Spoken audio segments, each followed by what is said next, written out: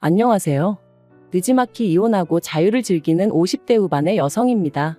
뭣도 모르던 시절에 친정 식구들도 그다지 내 편이 아닌 것 같았고, 그런 와중에 남편을 만나 결혼했었어요. 지금 생각해보면 정부 칠대가 없어서 그렇게 멍청한 결정을 내렸나 싶고, 이제 와서 남 탓하면 뭐 하겠냐 싶지만, 그래도 그때를 생각하면 나한테 그 길은 길이 아니니 가지 마라 해준 사람 하나 없는 게 그렇게 서럽고 속상하고 뭐 그렇습니다. 아무튼 제가 친정 이야기를 하자고 이렇게 사연을 쓰고 있는 건 아니고요. 남편하고 처음 만난 건 집안의 먼 친척뻘 되시는 어르신의 주선으로였어요. 저는 남편이 마음에 들지 않았지만 집안 어른의 체면도 있고 하여 남편을 제대로 밀어내질 못했습니다. 오히려 집안 사람들은 어르신 말을 들어보니 사람이 착실하고 성실하니 좋다는데 제가 주제 파악을 못한다는 식으로 몰아가더라고요. 거기다 차라리 남편 쪽에서 제가 마음에 안 든다고 해줬으면 좋겠는데 남편은 자기가 왜 싫으냐며 자기는 제가 첫눈에 마음에 들었다고 들이대고 있었으니 그래서 결국 오케이 했습니다. 솔직히 말해서 나중엔 세뇌라도 된 건지 나를 구박하는 친정 식구들보다 오히려 내 조건 하나 따지지 않고 불도저처럼 밀어붙이는 남편이 친정 식구들보다 나를 더 사랑해주는 것 같았거든요. 그래서 멍청하게 가머니설과 그 가면에 속아 결혼까지 했어요. 그런데 결혼하고 나니까 남편이 저에게 제대로 말한 것은 하나도 없었습니다. 월급도 속였고 직장도 속였었죠. 살던 집도 알고 보니 혼자 사는 것도 아니고 시동생이랑 같이 살고 있어서 당장 방을 구해야 했는데 그마저도 월세 단칸방, 그것도 반지하였어요. 그래도 저 혼자 서울살이 하는 동안 반지하에선 살아본 적이 없었는데 말이죠. 처음 결혼한 해에 홍수가 나서 집안이 온통 물바다가 됐었는데 그때 제가 임신 중이었거든요. 그래서 그 불러온 배를 붙들고 바가지로 물을 퍼내는데 이게 뭐 하는 짓인가 싶대요. 그리고 남편은 고작 월세방 구해왔는데 저는 그래도 혼수예단 다 해갔어요. 그런데 그 혼수예단을 해준 게 누구냐면 친정 부모님이 아니라 고모였어요. 그간 저 하고 사는 걸 불쌍하게 생각한 고모가 마침 고모는 또 자식도 없으셨고 그렇다 보니 그거라도 해주마 하고 해주셨는데 그건 지금도 참으로 감사하게 생각하고 있네요. 아무튼 그렇게 결혼하고 나니까 사람이 어떻게 그렇게 달라지나 싶은 게 남편 말이죠. 결혼 전에는 제가 결혼 안 해주면 자기는 인생을 포기해버리겠다며 그렇게 사람을 겁을 주고 아주 말 그대로 왜 자기 마음을 몰라주냐며 길에서 나자빠지기까지 했었는데 막상 결혼하고 나니까 말 그대로 다잡은 물고기라고 생각하기라도 한 건지 사람을 홀대를 해도 그렇게 홀대를 할 수가 있나 싶더라고요. 하지만 저라고 뭐 그런 남편한테 나 좀 봐줘 나 좀 사랑해줘 하고 매달리고 싶지는 않았습니다. 그저 저렇게 쉽게 식을 사랑이었나 하고 허탈했다고 해야 할까요? 그리고 더 까놓고 말해서 그런 걸로 뭐 서름에 눈물 짓고 할 겨를도 없었어요. 첫째 돌 무렵에 제 뱃속에는 이미 둘째가 있었고 남편 월급은 계속해서 제자리였으니 먹고 살고 애 키우고 그것만으로도 얼마나 빠듯했는지 몰라요. 하지만 그런 것보다 저를 더 힘들게 한 건 바로 다름 아닌 어머님이었습니다. 남편과 제가 결혼을 한 이후로 당신 집은 시골에 있는데 그럼에도 불구하고 어찌나 뻔질나게 저희 집을 드나들기 시작하시던지 그리고 오셔서 막말로 곱게 차려드리는 밥이나 드시고 잠이나 주무시고 가셨으면 저도 이렇게까지 응어리가 쌓이진 않았겠죠. 하지만 걸핏하면 하시는 말씀이 너 같은 며느리를 보게 될 줄은 상상도 못했다. 네가 우리 집에 시집 올 때 해온 게 뭐가 있냐. 그래서 결국 결혼한 지 3년차 되던 무렵에 제가 왜 해온 게 없냐고 따지고 들었더니 이까짓 걸 해왔다고 들이대냐면서 남편이 다른 여자랑 결혼했으면 이거 2배 3배는 받았을 거랍니다. 그렇다고 저희 남편 조건이 얼마나 대단했냐 하면 그것도 결코 아니었어요. 당시 작은 건설사에 다니고 있던 평범한 사람이었습니다. 시댁에 재산 같은 것도 없었고요. 그러다 결혼한 지 15년 차쯤 되던 해 아버님이 병으로 쓰러지셨는데 이때 결국 기어이 합가 이야기가 나왔습니다. 그리고 저는 당연히 못한다고 했어요. 가뜩이나 이전부터 어머님이 걸핏하면 저희 집에 드나드셔가지고 졸지에 시동생하고 신우까지 저희 집을 뻔질나게 드나들고 있었고 그럴 때마다 사람이 치사스러워 보여서 말은 안 했지만 10번에 8번은 빈손으로 오기가 일쑤였습니다. 그나마도 어쩌다 뭐 하나 사오면 저는 고사하고 저희 애들 둘 그 어린애들이 빤히 보고 있는데 자기들끼리만 먹어치우기 바빴고요. 그래도 저 바보멍청이 마냥 아무 말도 못했습니다. 남편이 자기 동생들이 어머님 안쓰러워서 사오는 걸 뭘 탐을 내느냐고 오히려 저를 속 좁고 못난 여편네로 몰아가기 일쑤여서 그냥 말을 안 했었죠. 그런데 아예 합가를 하자니 그랬다간 저는 물론이고 저희 애들 천덕꾸러기 신세될 게 뻔해서 합가는 죽어도 못한다고 버텼습니다. 그랬더니 저더러 그러면 자기가 장남인데 부모를 등지라는 거냐면서 저 때문에 자기가 후레자식이 된다나 어쩐다나. 그리고 이때 중학교 다니던 딸 둘이서 지 아빠한테 엄마 좀 그만 못살게 굴라면서 아주 목에 핏대를 세우더라고요. 최악이라면서 자기들은 할머니 할아버지랑 같이 살기 싫다고 엄마 고생시키지 말라고 말이죠. 그러자 아빠라는 인간이 딸들더러 정신 나갔다며 니들이 누구 덕분에 이만큼 누리고 사는지 아느냐고 그딴 소리나 짓거릴 거면 학교 때려치고 나가서 돈이나 벌라고 그러는데 불현듯 제 어린 시절이 생각나면서 남편이 순간 남편으로 안 보이고 짐승 같더라고요. 그래서 제가 남편한테 이혼하자고 그랬어요. 그러니까 남편이 저더러 미쳤네 어쨌네 하면서 악을 쓰대요. 시아버지가 쓰러지셨는데 이혼하자는 여편네가 어딨냐면서. 그런데 그런 와중에 아버님 상태가 급속도로 나빠지면서 이혼 얘기도 유야무야 되어버렸죠. 솔직히 말하면 제가 애들 데리고 나가서 살만한 경제적 능력이 없다 보니 남편한테 이혼하자고 더 밀어붙이지 못한 것도 있네요. 이후로 얼마 지나지 않아 아버님은 돌아가셨고 그때부터 상황은 더 안 좋아졌습니다. 혼자 되신 어머님께서 원래도 앓는 소리 죽는 소리가 보통이 아니셨는데 날이 갈수록 그 정도가 정말 심해지셨거든요. 당신 아는 사람의 아는 사람이 혼자 살았는데 화장실 가다 넘어져서 그러고 이틀 만에 발견이 됐다더라. 또 누구누구는 밥 먹다 그게 기도에 걸려서 그대로 저 세상 갔다더라. 그리고 그런 이야기가 나올 때마다 남편은 언제부터 자기가 그렇게 애끓는 효자였다고 속상해 죽으려고 하대요. 아닌 게 아니라 합가 얘기도 나왔고요. 물론 그럴 때마다 저는 저대로 못 들은 척 하기도 하고 남편하고 막말로 박터지게 싸워가며 안 된다고 하기도 하고. 그런데 그렇게 몇 달쯤 지났을 무렵 남편이 가벼운 수술을 받게 되었습니다. 원래부터 디스크가 좀 있었는데 더는 못 견디겠다고 해서 비교적 젊은 나이였는데 수술을 받게 된 거였죠. 그리고 이때 남편이 저더러 자기 수술 받는 거 시댁에는 알리지 말라는 거예요. 가뜩이나 어머님께서 이래저래 힘들어 하시는데 걱정 끼치기 싫다면서. 제 입장에서도 남편 아프다는 소리가 어머님 귀에 들어가면 보나마나 무슨 일이냐 하며 짐 싸들고 저희 집에 오실 게 뻔할 뻔짜였기에 남편의 그 말이 어찌나 반갑던지 알겠다 하고 안 알렸어요. 그리고 뭐 디스크 수술이야 별 문제 없이 잘 끝났죠. 그런데 어이없게도 그 후에 돌아온 명절에 남편이 시댁 식구들 다 모인 자리에서 지 입으로 지 수술 받은 이야기를 하는 거예요. 그게 얼마나 대단한 무용담이라고 신이 나서 떠들어대더라니까요. 근데 더 황당한 건 어머님을 포함한 시댁 식구들이 보인 반응이었습니다. 어떻게 장남이 자기 형이 자기 오빠가 그 큰 수술을 받는데 안 알릴 수가 있냐면서 무슨 꿍꿍이었냐?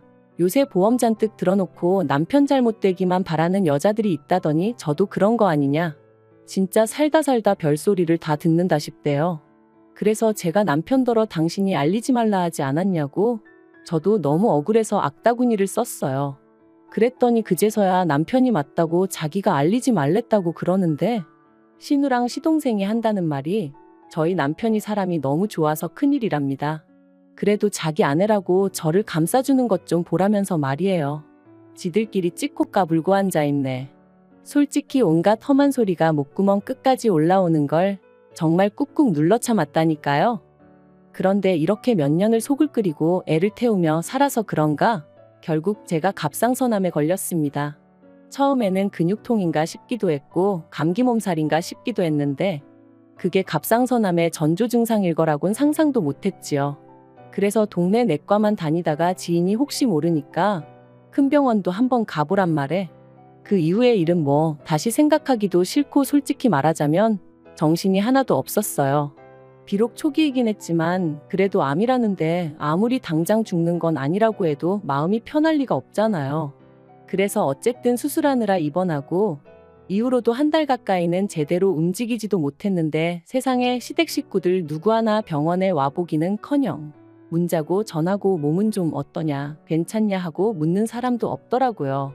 딸들 말로는 그래도 친척들도 알아야 할 것 같아서 다 소식도 전했다던데 내가 인생을 잘못 살았나 싶기도 하고 시댁 식구들이 정말 상종 못할 인간들이구나 싶기도 하고 참으로 착잡한 마음이었습니다. 그래서 외래만 와도 된다는 소리를 듣기가 무섭게 딸들하고 상의 끝에 친한 친구가 있는 시골로 내려갔어요. 가서 엄마 한 달 정도 요양 좀 하고 와도 될까 하니까 어느새 20살이 넘은 두 딸이 제발 그러라며 저를 지지해 주었거든요. 그런데 그렇게 한 달을 보내고 올라왔더니 황당하게도 어머님이 집에 와 계셨습니다.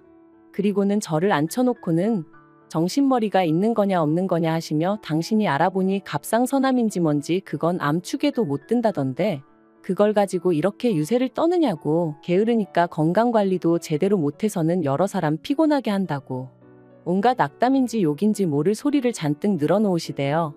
하지만 어머님의 그런 말씀보다 저를 더 열받게 한 건 뒤이어 이어진 제 딸들에 대한 타박이었습니다. 보고 배운 게 지혜미 뿐이라 그런지 가시나들이 느려 터졌다면서 지 아버지 밥상 하나 못 차려내는 게 무슨 공부는 한다고 거들먹거리냐 했거든요. 그리고 거기서 제가 정말 이성을 잃었어요. 어머님더러 미친 엑스라고 내 집에 다신 오지 말라고 했죠. 당신은 당신 딸을 얼마나 잘 키워놨길래 내 딸들한테 그러느냐고 가서 어머님 자식들이나 잘 단돌이 하시라고 사람 구실도 못하는 것들을 두고 며느리 보기 부끄럽지도 않냐고 그냥 저도 쌍욕을 퍼부으며 그동안 못하고 참았던 말들을 막 내질렀어요. 그랬더니 어머님이 저더러 정신이 나갔냐 어쩌냐 하며 쓰러지는 척을 하대요. 어딜 갔다 온 건진 몰라도 때마침 들어온 남편은 전후 사정은 묻지도 않고 뒷목 잡고 쓰러진다고 생쇼하는 어머님을 보고는 저한테 돌았냐 악을 썼고요. 그리고 그때였어요. 두 딸이 아주 소리소리를 질러가며 남편과 어머님더러 나가라고 마구잡이로 밀어내더라고요. 그래서 그 둘이 쫓겨나듯 집에서 나갔습니다. 그런데 그 일이 있고 2주나 되었을까? 남편이 슬그머니 집에 들어왔어요. 그리고는 아무 일도 없었던 것 마냥 저녁을 달라길래 제가 어머님이 밥도 안 주더냐고 물었습니다. 그리고는 앞으로 어머님은 물론이고 네 동생들하고도 나는 상종도 안 하고 살 거니까 그 꼴 보고 살 자신 없으면 이혼하자 했더니 알겠다고 하대요. 대신 뭐 자기가 그쪽에다가 뭘 해주던 그건 간섭하지 말라길래 그따위로 조건 걸 거면 필요 없다고 그냥 이혼하자고 강하게 밀어붙였어요. 그랬더니 남편도 이제 이러나 저러나 씨가 안 먹히겠구나 싶었는지 깨갱하더라고요. 그래서 또 한 번 이혼의 위기를 넘기고 그렇게 살았는데 결국 일이 벌어졌네요. 이후로 어머님은 물론이고 시댁인간들과 연 끊고 산 세월이 3년이었어요. 그리고 그런 와중에 딱 한 번 동서한테 연락을 받은 적이 있는데 전화해서 냅다 울고 짜고 하더니 어머님 때문에 괴로워서 못 살겠다면서 반은 하소연 반은 제 원망을 하대요. 제가 윗사람으로서 도리를 안 해주니 자기만 2배 3배로 힘들다 뭐 그런 거였죠. 그래서 그런 얘기할 거면 나한테 이러지 말고 시동생을 잡으라니까 시도 안 먹히네 어쩌네 하길래 난 모르는 일이니 알아서 하라고 딱 끊었거든요. 그랬더니 나중에 남편이 지나가는 말처럼 말하길 동서하고 어머님 사이도 완전히 틀어졌다고 그래서 신우네 집으로 모셨다는 거예요. 그래서 제가 안 궁금하니까 소식도 전하지 말라고 했는데 신우네 집으로 가고 얼마 안 가서 어머님이 교통사고로 돌아가셨다대요. 그런데 그 소식을 듣고 솔직히 아무 생각도 느낌도 안 들었어요. 안타까움이야 당연히 없었지만 잘됐다 이런 것도 아니었달까요. 그리고 남편에게 장례식에 나는 안 갈 거니 혼자 가라 했어요. 그랬더니 남편이 저더러 미쳤냐고 아주 불같이 화를 내대요. 자기 어머니가 도대체 저한테 뭘 그렇게 잘못했다고 이렇게까지 모질게 구냐면서 저 때문에 자기 어머니가 말년에 얼마나 고생을 많이 하셨는지 아냐면서 저같이 모질고 독한 여자는 처음 본다나요. 그래서 제가 남편더러 그래 나 모질고 독한 엑스라고 이게 다 니네 엄마 때문 아니냐고 받아쳤습니다. 안 하겠다는 결혼 그렇게 물고 늘어지면서 하자들더니 네가 이제껏 나한테 해준 게 뭐가 있냐고 당신이나 당신 식구들한테 내가 동등한 가족인 적이 있기나 했냐. 내가 바보 천치 마냥 못 모르고 당하고 산 세월을 생각하면 니들 얼굴에 침을 10번을 뱉어도 부족하다 했습니다. 그리고는 장례식 같은 소리 한다고 나는 니네 엄마가 죽어서 구천을 떠돈다고 해도 하나 불쌍하단 생각도 안 드니 그런 줄 알라 했어요. 그랬더니 남편이란 작자가 지 버릇 걔 못 준다고 또 가방 챙겨서 집을 나가대요. 지가 나가면 누가 무서워서 벌벌 떨 줄 아나. 더 웃긴 건 그리고 나서 또 일주일도 안 돼서 들어왔어요. 그리고는 한다는 말이 곰곰이 생각해봤는데 이혼하자입니다. 저 같은 여자한테 질려서 못 살겠대요. 그래서 저도 좋다고 했어요. 막말로 자식들 다 키워놨는데 내가 뭐가 무서워서 지랑 이혼을 못하나 싶은 게. 그리고 어머님하고 연 끊고 사는 동안 저도 지인이 운영하는 어원에서 일하고 공인중개사도 땄거든요. 그러고 나니까 막말로 남편이란 작자 없어도 먹고 사는데 아무 지장 없겠더라고요. 그래서 이혼하자 소리에 쌍수 들고 환영이라고 내일 당장 이혼 서류 내러 가자 했더니 놀래가지고 말을 못하대요. 저더러 몇 번이나 진심이냐? 나 농담하는 거 아니다 하는데 그 꼬락서니가 어찌나 추접스럽던지. 그래서 결국 이혼했어요. 뭐 자식들도 다 크고 그렇다 보니 양육권이며 뭐며 사람 곤란하게 하는 문제도 없었고 재산이랄 거 얼마 있지도 않았지만 딸들이 지 아빠한테 저 대신 아주 악다구니를 써준 덕분에 아파트는 제가 받았어요. 딸들이 지 아빠한테 자기들 시집갈 때 혼주석에 앉고 싶으면 집은 엄마 주라고 법대로 한다 그러면 무조건 엄마 편에서 얘기할 거라고. 그러니까 남편도 뭐 어쩔 도리가 없었던 모양이에요. 그리고 딸들이 그러더라고요. 자기들이 취업하고 나면 얼마씩이라도 엄마 생활비 보태주고 할 거니까 너무 걱정하지 말라면서 천군만마를 얻은 기분이란 게 이런 건가 싶대요. 이야기를 어떻게 마무리해야 하나 싶은데 저는 지금 이혼한 지 반년이 좀 넘었고 그 어느 때보다 즐겁고 행복한 날들을 보내고 있습니다. 그리고 남편은 이혼을 했는데도 계속해서 내가 지 뭐라도 된다고 생각하나 연락을 해와요. 대꾸를 안 하니까 꽃사진을 보내질 않나? 하늘 사진을 보내질 않나? 얼마 전엔 옛날 옛적 고리짝 시절에 찍은 결혼사진을 찍어 보냈더라니까요. 그래서 제가 그 사진 다 찢어서 불질러 버리라고 그랬어요. 그때만 생각하면 치가 떨리고 욕이 나온다고요. 그랬더니 자기가 반성을 많이 했네 어쩌네 하는데 반성을 했으면 내 청춘이 돌아오냐 했습니다. 그러니까 지도 더는 뭐 할 말이 있겠어요? 아무튼 연락 좀 하지 말라고 재수없다 그랬죠. 그리고 그럴 때마다 딸들은 딸들대로 제 편에 서서 지 아빠한테 정신 차리고 앞으로 어떻게 살지나 고민하라고 딱 쏘아 붙여줍니다. 그래도 제가 자식 농사는 그럴듯하게 지었다 싶어요. 아무튼 저는 너무 늦게 이혼한 게 참으로 후회가 됩니다. 조금 더 일찍 용기를 냈다면 지금 이 행복을 하다못해 몇 년은 더 누릴 수 있었을 테니까요. 그래서 저처럼 참고 사는 사람이 있다면 이 이야기를 꼭 들려주고 싶어요. 행복은 스스로 만들어가는 거라는 걸 누군가 바뀌길 기대할 바엔 내가 먼저 움직이는 편이 훨씬 유리하다는 사실을 말이죠.